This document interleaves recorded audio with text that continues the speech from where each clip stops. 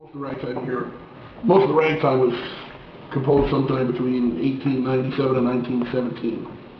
And so the ragtime is basically 100 years old, give or take, today. But it was probably 50 years ago that I first heard ragtime. My old man came home, I was sick in bed with tonsillitis. My old man came home from work and he had this big 12-inch LP. And in those days, I had never seen a record that big before. You know, I'd seen 45s. Okay, but it's a 12-inch record. I wasn't even sure it fit on a turntable, but it did. Well, of course, they did it. And it was this record of Ragtime Piano by Willie the Rock Knox, and that wasn't his real name. But this guy recorded a lot of ragtime, it turns out, in those years, under a lot of different names, mainly because he was under contract with RCA Victor as an exclusive artist. So he recorded for other labels under different names. So he recorded under the name Willie the Rock Knox, and Pudd'nhead Smith, and Slugger Ryan, and Rip Cord, which still makes me laugh, and most famously under the name Knuckles O'Toole. But it turned out that these were all the same guy, and his real name is Dick Hyman, and he's still alive and well and playing a fabulous piano. The guy's a wonderful piano player, and he's rather a chameleon because he can play so many different styles. You don't necessarily know that it's him. You can't tell by listening that it's him because he can imitate anybody. The guy's absolutely fabulous. So about 5 years ago, when John was a student at UT here in town, he says, hey, some piano player's coming into town named Dick Hyman. And I said, that's Knuckles O'Toole. Knuckles? He said, yeah. He said, you've heard of him? I said, yeah, the guy's fantastic, man. He was in Willie the Rock Knox. I mean, that's the guy. And he said, well, geez, I have to run the sound for the concert. I said, well, I'll tell you what. I said, you bring him in for lunch. You find out who's taking him around and tell, who's picking him up at the airport. And the universities are always short on funds. They'll go for a free lunch anytime. You tell whoever's taking him, picking him up at the airport, bring him into Ragtime Rick's, and I'll give them the whole party, whoever comes in, a free lunch. I knew they'd take him up on that, so sure enough. This Thursday, shortly after 11 o'clock, the door opens up, and Pete Ford, one of the professors at UT, and his wife, who's another great musician, they come in, and Jim Gotcher, the piano tuner, and with them is Dick Hyman. I knew him right away, and I said hi to the other three who knew me. And Dick Hyman, reached out his hand and said, hi, I'm Dick Hyman. I said, I know exactly who you are. And I pointed at the booth there. I had a whole stack of Knuckles O'Toole and Willie the Rock Knox and Pudd'nhead Smith records sitting there. And he looked at those and he said, geez, I don't even have some of these. And he said, I guess you figured out who I was. So we had a real nice visit with him. And the guy turned out to be really a nice guy. And it turned out he had played with Duke Edgar like a week before. So we had a lot of connections and so forth. So we had a great visit, and then he had to go to the university to give a master's class in the afternoon and a concert at night. And after the concert, they said, well, what do you want to do? He said, I'm starving. I want to go get something to eat. They said, well, where do you want to go? We can take you out to Olive Garden or Red Lobster or something. He said, I want to go back to Ragtime Rick. I had a great time there. So it was a Thursday night, and all the college students used to come in on Thursday night. So the place is filled with college students. Many of them that came in right from the concert. So all of a sudden the door opens and this guy that just gave the concert walks in and the college students are all saying, what's he doing here? But so Dick Hyman came in and he came up and played the Knuckles O'Toole 12th Street Rag for me. And, wow.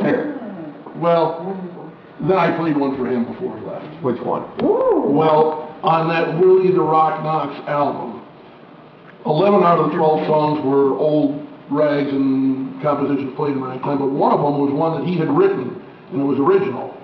And the reason he did that is because if you recorded something that you actually wrote, then you got royalties for the composing as well as the fee for performing. So you kind of were double dipping. So he wrote this rag, and he never published it, and he only recorded it the one time. It's never been basically played since then.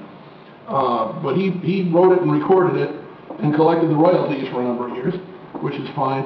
But he never published it. And but this song was on our background tapes for 20 years.